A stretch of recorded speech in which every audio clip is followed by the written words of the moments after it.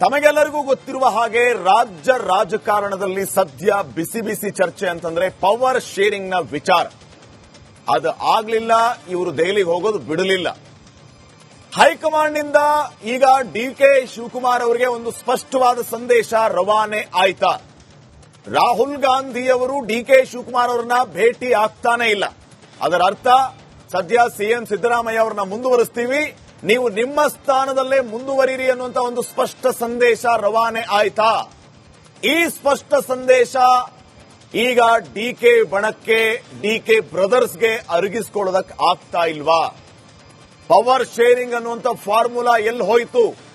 ನಾನು ಕಾಂಗ್ರೆಸ್ನ ಕಟ್ಟಾಳು ಶಿಸ್ತಿನ ಸಿಪಾಯಿ, ಪಕ್ಷ ಸಂಘಟನೆ ಮಾಡ್ತೀನಿ ಅಂತ ಹೇಳ್ತಾ ಇದ್ದ ಡಿಕೆ ಶಿವಕುಮಾರ್ಗೆ ಅದೇ ಗಟ್ಟಿಯಾಗುತ್ತಾ ಅನ್ನುವಂತಹ ಪ್ರಶ್ನೆಗಳು ಕೂಡ ಮೂಡ್ತಾ ಇದೆ.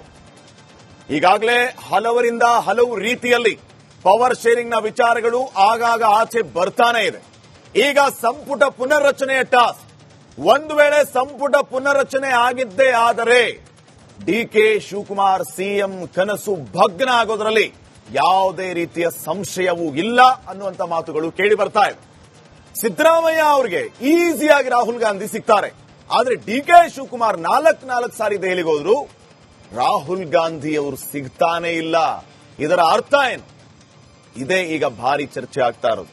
ಈ ಎಲ್ಲಾ ವಿಷಯಗಳ ಬಗ್ಗೆ ಮಾತಾಡೋದಕ್ಕೆ ನಮ್ಮ ಜೊತೆಗೆ ವಿಶೇಷ ಅತಿಥಿಗಳು ಕೂಡ ಇದ್ದಾರೆ. ಅವರನ್ನ ಕಾರ್ಯಕ್ರಮಕ್ಕೆ ಸ್ವಾಗತಿಸ್ತಾ ಇದ್ದೀನಿ. ಮೊದಲನೇದಾಗಿ ಕಾಂಗ್ರೆಸ್ನ ವಕ್ತಾರರಾಗಿರುವಂತಹ, ವಕೀಲರು ಆಗಿರುವಂತಹ ಸೂರ್ಯ ಮುಕುಂದರಾಜ್ ಇದ್ದಾರೆ. ಅವರನ್ನ ಕಾರ್ಯಕ್ರಮಕ್ಕೆ ಸ್ವಾಗತಿಸ್ತಾ ಇದ್ದೀನಿ. ಸೂರ್ಯ ಮುಕುಂದರಾಜ್, ಕಾರ್ಯಕ್ರಮಕ್ಕೆ ಸ್ವಾಗತ ನಿಮಗೆ. ಹಾಗೇನೆ ಜೆಡಿಎಸ್ನ ವಕ್ತಾರರಾಗಿರುವಂತಹ ಅಶ್ವಿನ್ ಗೌಡ ಅವರು ಕೂಡ ಇದ್ದಾರೆ. ಅವರನ್ನು ಕಾರ್ಯಕ್ರಮಕ್ಕೆ ಸ್ವಾಗತಿಸ್ತಾ ಇದ್ದೀನಿ. ನಮಸ್ಕಾರ. ಇನ್ನ ಕೆಲವೇ ಹೊತ್ತಿನಲ್ಲಿ ನಮಗೆ ಬಿಜೆಪಿ ವಕ್ತಾರ ಮೋಹನ್ ವಿಶ್ವ ಅವರು ಸಿಗ್ತಾರೆ, ಅವರು ಜಾಯ್ನ್ ಆಗ್ತಾರೆ. ಕಾಂಗ್ರೆಸ್ನ ಶಾಸಕ ರವಿಕುಮಾರ್ ಗಣಿಗ ಸಿಗ್ತಾರೆ, ಬೇಳೂರು ಗೋಪಾಲಕೃಷ್ಣ ಸಿಗ್ತಾರೆ, ಕುಣಗಲ್ ರಂಗನಾಥ್ ಸಿಗ್ತಾರೆ. ಅವರನ್ನು ಕೂಡ ವೆಲ್ಕಮ್ ಮಾಡ್ತೀನಿ. ಸೂರ್ಯ ಮುಕುಂದರಾಜ್ ಅವರನ್ನ ನಾನು ಮೊದಲಿನಿಂದ ಪ್ರಶ್ನೆ ಮಾಡ್ತಾನೆ ಇದ್ದೆ, ಸಂಪುಟ ಪುನರ್ರಚನೆಯೋ ವಿಸ್ತರಣೆಯೋ ಅಥವಾ ಸಿಎಂ ಬದಲಾವಣೆಯೋ ಅಂತ ಹೇಳಿ. ಇವತ್ತು ಮತ್ತೆ ಅದಕ್ಕೆ ಪುಷ್ಟಿ ಕೊಡುವಂತಹ ಬೆಳವಣಿಗೆ ಆಗ್ತಾ ಇದೆ. ಸೂರ್ಯ ಮುಕುಂದರಾಜ್, ಏನ್ ನಡೀತಾ ಇದೆ ನಿಮ್ ಕಾಂಗ್ರೆಸ್ ಅಲ್ಲಿ? ಕಾಂಗ್ರೆಸ್ ಅಲ್ಲಿ ಎಲ್ಲಾ ಪಕ್ಷದಲ್ಲಿ ಏನ್ ನಡೆಯುತ್ತೋ ಅದೇ ನಡೆಯುತ್ತೆ. ಹಂಗಿದ್ರೆ ಸಂಪುಟ ಪುನರ್ರಚನೆ ವಿಚಾರ, ಸಿಎಂ ಚೇಂಜ್ ವಿಚಾರ ನಡೀತಾ ಇದೆ. ಈಗ ಆರಂಭದಲ್ಲೇ ತಮ್ಮೆಲ್ಲರಿಗೂ ಗೊತ್ತಿತ್ತು, ತಾವೆಲ್ಲ ಅದನ್ನೇ ಸುದ್ದಿ ಮಾಡ್ತಾ ಇದ್ರಿ. ಬಿಹಾರದ ಚುನಾವಣೆ ಆದ ನಂತರ ಎಲ್ಲ ದೆಹಲಿಗೆ ಹೋಗ್ತಾರೆ. ದೆಹಲಿನಲ್ಲಿ ಸಂಪುಟ ವಿಸ್ತರಣೆನೋ ಅಥವಾ ಪುನರ್ರಚನೆನೋ ಅಥವಾ ಮರು ಸೇರ್ಪಡೆನೋ ಇದೆಲ್ಲದ್ರ ಬಗ್ಗೆ ಚರ್ಚೆ ಆಗುತ್ತೆ ಅಂತ ತಾವೇ ಸುದ್ದಿ ಮಾಡಿದೀರಾ. ಅದೇ ರೀತಿ ಇವತ್ತೆಲ್ಲರೂ ದೆಹಲಿಗೆ ಹೋಗಿದ್ದಾರೆ. ಆಮೇಲೆ ಎಲ್ಲಾ ಪಕ್ಷಗಳಲ್ಲೂ ಕೂಡ ಇದು ಸಾಮಾನ್ಯ. ಈಗ ಗುಜರಾತ್ನಲ್ಲಿ ತಾವು ಮುಖ್ಯಮಂತ್ರಿ ಬದಲಾವಣೆ ಮಾಡಿರೋದನ್ನ ನೋಡಿದೀರಾ ಬಿಜೆಪಿಯವರು. ನಮ್ಮ ರಾಜ್ಯದಲ್ಲಿ ಯಡಿಯೂರಪ್ಪ ಅವ್ರನ್ನ ಇಳಿಸಿ ಇವ್ರನ್ನ ಬಸವರಾಜ ಬೊಮ್ಮಾಯಿ ಅವ್ರನ್ನ ಮುಖ್ಯಮಂತ್ರಿ ಮಾಡಿರೋದು ನೋಡಿದೀರಾ. ಸೊ ಆ ತರದ್ದು ಎಲ್ಲಾ ಪಕ್ಷಗಳಲ್ಲೂ ಸಾಮಾನ್ಯವಾಗಿ ನಡೀತಾ ಇರುತ್ತೆ. ಸೊ ಕಾಂಗ್ರೆಸ್ ಪಕ್ಷದಲ್ಲೂ ಅದು ಸಹಜವಾಗಿ ನಡೀತಾ ಇದೆ. ಸೊ ಈಗ ಅಲ್ಲಿ ವರಿಷ್ಠರು ಏನ್ ತೀರ್ಮಾನ ಮಾಡಿದ್ದಾರೆ ಅನ್ನೋ ಮಾಹಿತಿ ನನಗೂ ಇಲ್ಲ. ನಮ್ಗೆ ಎಷ್ಟರ ಮಟ್ಟಿಗೆ ಏನ್ ಮಾಹಿತಿ ಇದೆಯೋ ಅಷ್ಟರ ಮಟ್ಟಿಗೆ ಇರುವಂತದ್ದು. ಸೊ ಈಗ ಅಲ್ಲಿ ನಡೀತಾ ಇರುವಂತ ಚರ್ಚೆ ಬಹುಶಃ ಸಂಪುಟ ಪುನರ್ರಚನೆ ಇದ್ರ ಬಗ್ಗೆ ನಡೀತಾ ಇರ್ಬೋದು. ಸೊ ನಾಯಕರುಗಳು ಅದಕ್ಕೆ ಕಮೆಂಟ್ ಮಾಡ್ತಾರೆ. ನಮಗಿರೋ ಮಾಹಿತಿ ನಂತರ ಡಿಕೆ ಶಿವಕುಮಾರ್ ಬಿಡ್ತಾನೆ ಇಲ್ಲ, ಸಿಎಂ ಆಗ್ಲೇಬೇಕು ಅಂತ ಪಟ್ಟು ಹಿಡಿದ್ದಾರೆ ಅಂತ. ಅಲ್ಲ, ಮಾಹಿತಿ ಇದೆ ಆಗಿದ್ರೆ? ಇಲ್ಲ, ಆ ಮಾಹಿತಿ ನನ್ನ ಹತ್ರ ಇಲ್ಲ. ನೀವೇ ಹೇಳಿದ್ರಿ, ಈಗ ನಿಮ್ಗೆ ಎಷ್ಟು ಮಾಹಿತಿ ಇದೆಯೋ ಅಷ್ಟು ಮಾಹಿತಿ ನಮಗೆ ಇದೆ. ಅದೇ ನೀವೇನ್ ಹೇಳ್ತಿರೋ ಅದನ್ನ ತಿಳ್ಕೊಂಡು ನಾವು ಉತ್ತರ ಕೊಡ್ಬೇಕಷ್ಟೇ. ಸೊ ಏನಂದ್ರೆ ನೀವ್ ಹೇಳೋದ್ರ ಮೇಲೆ ವಿಶ್ಲೇಷಣೆ ಮಾಡಬೇಕು. ಸೊ ಅಲ್ಲಿ ಏನ್ ಚರ್ಚೆ ಆಗುತ್ತೆ, ಅವ್ರೇನ್ ತೀರ್ಮಾನ ಮಾಡ್ತಾರೆ, ಆ ತೀರ್ಮಾನ ಆದ ನಂತರನೇ ಗೊತ್ತಾಗೋದು. ಸೊ ತೀರ್ಮಾನ ಆಗೋವರೆಗೂ ನಾನು ನಿಮ್ ತರನೇ ವೆಯ್ಟ್ ಮಾಡ್ತೇನೆ. ಅಶ್ವಿನ್ ಗೌಡ್ರೆ, ಈ ಕುರ್ಚಿ ಕಿತ್ತಾಟದ ಮಧ್ಯೆ, ಈ ಸಿಎಂ ನಾವಾಗ್ಬೇಕು ನೀವು ಆಗ್ಬೇಕು ಅನ್ನೋ ಹೊಡೆದಾಟದ ಮಧ್ಯೆ ಸರ್ಕಾರದ ಜವಾಬ್ದಾರಿ ಏನು ಅನ್ನೋದನ್ನ ಮರೆತು ಬಿಟ್ಟಿದಾರ ಅಂತ? ಖಂಡಿತವಾಗ್ಲೂ ಸರ್ಕಾರ ತನ್ನ ಜವಾಬ್ದಾರಿ ಏನು ಅಂತ ಒಬ್ಬೊಬ್ರು ಸಚಿವರಾದಿಯಾಗೂ ಮರ್ತಿದ್ದಾರೆ. 137 ಬೃಹತ್ ಸಂಖ್ಯೆ ಇಟ್ಕೊಂಡು 2.5 ವರ್ಷ ಆಯ್ತು. ಒಂದು ಆಡಳಿತನ ಟೇಕ್ ಆಫ್ ಮಾಡೋಣ, ಆಡಳಿತದಲ್ಲಿ ಸುಧಾರಣೆಗಳು ತರೋಣ, ಯೋಜನೆಗಳನ್ನ ತರೋಣ, ಕೈಗಾರಿಕೆಗಳನ್ನ ತಗೊಂಡ್ ಬರೋಣ ಅಂತ ಒಬ್ರಿಗೂ ಯಾವ ಮಿನಿಸ್ಟರ್ಗಳಿಗೂ ಇಂಟ್ರೆಸ್ಟ್ ಇಲ್ಲ ಶಾಸಕರಾದಿಯಾಗಿ. ಯಾಕೆಂದ್ರೆ ಎಲ್ಲಿ ಮಾಧ್ಯಮದವರು ಮೈಕ್ ಸಿಗುತ್ತೆ ಅಂತಾನೆ ವೇಟ್ ಮಾಡ್ತಿರ್ತಾರೆ. ಹಿಂದೆ ಮಾಧ್ಯಮದವ್ರಿಗೆ ಏನಾದ್ರು ಆನ್ಸರ್ ಮಾಡ್ಬೇಕಂತ ಹಿಂದೆ ಓಡೋಗೋ ಅಂತ ಕಾಲ ಇತ್ತು. ಇವಾಗ ಮೈಕ್ ಸಿಕ್ಕರೆ ಸಾಕು, ನನ್ನ ಕ್ಷೇತ್ರದಲ್ಲಿ ಇಲ್ಲ, ನನ್ನ ಸಚಿವ ಒಂದು ಮಂಡಲದಲ್ಲಿ ಇಲ್ಲ, ನನ್ನ ಒಂದು ಖಾತೆನಲ್ಲಿ ಇಂಥ ಒಂದು ಅಭಿವೃದ್ಧಿ ಕಳೆದ ತಿಂಗಳಲ್ಲಿ ಮಾಡಿದೀನಿ ಅಂತ ಹೇಳ್ಕೊಳ್ಳಿಕ್ಕೆ ಒಬ್ರು ಶಾಸಕರು ಇಲ್ಲ, ಸಚಿವರಿಗೂ ಆಗಲ್ಲ. ಇನ್ಕ್ಲೂಡಿಂಗ್ ಈಗ ಉದಾಹರಣೆಗೆ ಚೇರ್ಮನ್, ಬೋರ್ಡ್ ಚೇರ್ಮನ್, ಅಧ್ಯಕ್ಷರುಗಳು ಮಾಡಿರೋರು ಯಾವ ನನ್ನ ಒಂದು ಅಭಿವೃದ್ಧಿ ಮಾಡಿದೀನಿ ಅಂತ ಹೇಳಲಿಕ್ಕಾಗಲ್ಲ. ಅವ್ರು ಹೇಳೋದು ಒಂದೇ ಒಂದು, ನನ್ನ ಕಡೆಯಿಂದ ನಮ್ಮ ಡಿ ಕೆ ಶಿವಕುಮಾರ್ ಅವರು ಸಿಎಂ ಆಗ್ಬೇಕು, ಇಲ್ಲ ನನ್ನ ಕಡೆಯಿಂದ ಸಿಎಂ ಅವರು ಸಿದ್ದರಾಮಣ್ಣನೇ ಇರಬೇಕು. 2.5 ವರ್ಷ ಆಯ್ತು, ಇನ್ನೂ ನಿಮ್ಮ ಕಿತ್ತಾಟ ಇದು ವಿರೋಧ ಪಕ್ಷನ ಇಲ್ಲ ಸಮ್ಮಿಶ್ರ ಸರ್ಕಾರ ತರ ನಡೀತಾ ಇದೆಯೋ ಕಾಂಗ್ರೆಸ್ ಅಲ್ಲಿ ಅಂತ.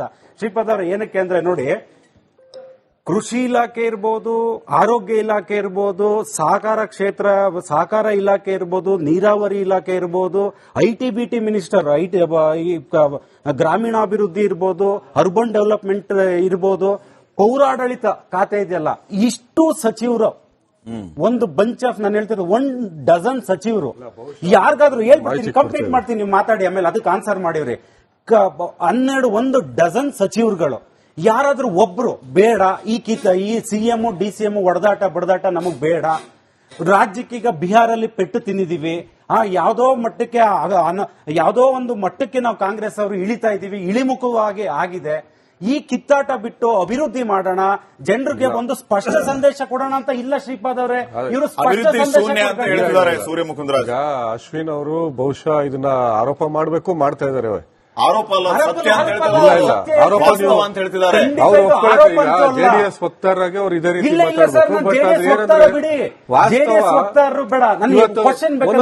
ತಗೊಳ್ಳಿ.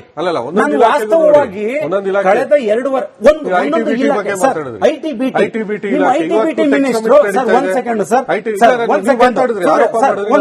ITBT ಮಿನಿಸ್ಟ್ರು ITBT ನಲ್ಲಿ ಯಾವ್ದಾದ್ರು ಒಂದು ಸುಧಾರಣೆ ತಂದಿದ್ದೀನಿ, ಒಂದು ಯೋಜನೆ ತಂದಿದ್ದೀನಿ, ಒಂದು ಒಳ್ಳೆ ಕಂಪನಿ ತಂದಿದ್ದೀನಿ ಅಂತ ಇವತ್ತು 2.5 ವರ್ಷದಲ್ಲಿ ಹೇಳಕ್ಕಾಗುತ್ತೆ ಸರ್? ಒಂದೇ ಒಂದು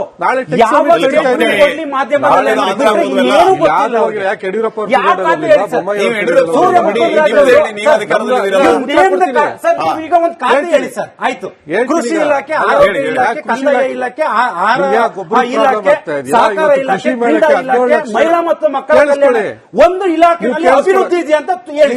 2.5 ವರ್ಷದಲ್ಲಿ ಒಂದೊಂದು ಇಲಾಖೆನಲ್ಲಿ ಒಂದೊಂದು ಅಭಿವೃದ್ಧಿ ಹೇಳಿ ಸರ್. ಕಣ್ಣಾರೆ ನೋಡಿರುವಂತದ್ದು ಹೇಳ್ತೀನಿ, ನಾನು ಕಣ್ಣಾರೆ ನೋಡಿರುವಂತದ್ದು ಹೇಳ್ತೀನಿ. ಒಂದ್ ಹೇಳಿ, ಕೃಷಿ ಇಲಾಖೆ ತಗೊಳ್ಳಿ, ಇಲ್ಲ ಕೃಷಿ ಇಲಾಖೆ ತಗೊಳ್ಳಿ, ಸಹಕಾರ ಇಲಾಖೆ ಅರಣ್ಯ ಇಲಾಖೆ, ಸಹಕಾರ ಒಂದು ರೆವಲ್ಯೂಷನ್ ಇಲಾಖೆಯಲ್ಲಿ ಹುಲಿಗಳು ಮನುಷ್ಯರ ಮೇಲೆ ದಾಳಿ ಮಾಡ್ತಾನೆ ಇವೆ. ಬೆಳಗಾವಿಯಲ್ಲಿ 31 ಕೃಷ್ಣಮೃಗಗಳು ಸತ್ತೋವು.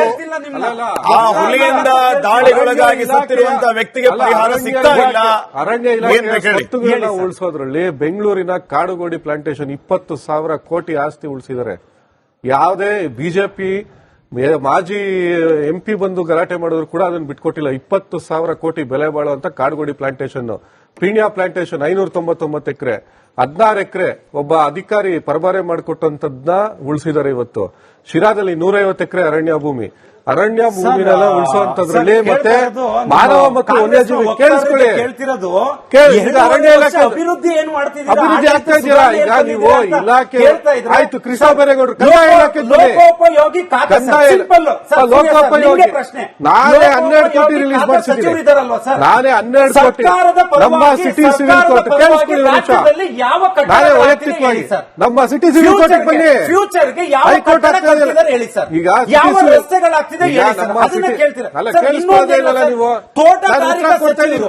ತೋಟಗಾರಿಕಾ ಸಚಿವರು ವಿಸಿಟ್ ಮಾಡಿದ್ದಾರೆ. ಈಗ ಕಳೆದ 2.5 ವರ್ಷದಿಂದ ನಿಮ್ಮ ತೋಟಗಾರಿಕಾ ಸಚಿವರು ಎಷ್ಟು ಜಿಲ್ಲೆ ವಿಸಿಟ್ ಮಾಡಿದ್ದಾರೆ? ರಿಪೋರ್ಟ್ ಕೊಡಿ. ರಿಪೋರ್ಟ್ ಇಲ್ಲ. ಪೌರಾಡಳಿತ ಸಚಿವರು ಯಾರು? 2 ವರ್ಷ ರಾಜ್ಯದಲ್ಲಿ ಗೊತ್ತೇ ಇಲ್ಲ ಸರ್. ಯಾಕೆ ಪೌರಾಡಳಿತ ಸಚಿವರು ಗೊತ್ತಿಲ್ಲ? ರಹೀಂ ಖಾನ್ ಗೊತ್ತಿಲ್ವಾ? ನೀವ್ ಹೇಳ್ತಿದ್ದೀರಾ ಕಾಂಗ್ರೆಸ್ ಅವರಾಗಿ. ನಮ್ಮ ಈಗ